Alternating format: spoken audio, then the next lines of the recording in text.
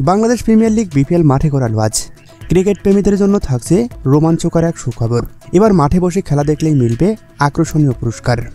প্রতিদিন খেলা দেখতে আসা ভাগ্যবান এক দর্শক পাবে রাফাল ড্রপের ই-বাইক, যা ড্রয়ের মাধ্যমে জিততে পারে এই পুরস্কার। বাংলাদেশ ক্রিকেট বোর্ড তাদের অফিসিয়াল ফেসবুক পেজে এই ব্যতিক্রমী উদ্যোগের কথা ঘোষণা দিয়েছে। বিপিএল লিগ পর্বের প্রতিদিন দ্বিতীয় ম্যাচ শুরুর আগে একটি রাফেল ড্র অনুষ্ঠিত হবে।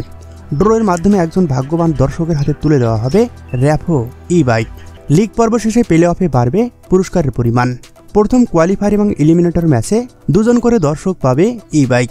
দ্বিতীয় কোয়ালিফায়ার ম্যাচেও থাকবে এই সুযোগ, তবে ফাইনালে বাড়বে পুরস্কারের সংজ্ঞা।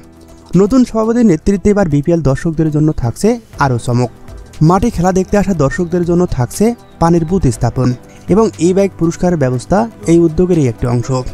আজ বিপিএল শুরু হয়ে চলবে 7 ফেব্রুয়ারি পর্যন্ত। 24 দিনের এই টুর্নামেন্টে থাকছে 24টি ম্যাচ ডে।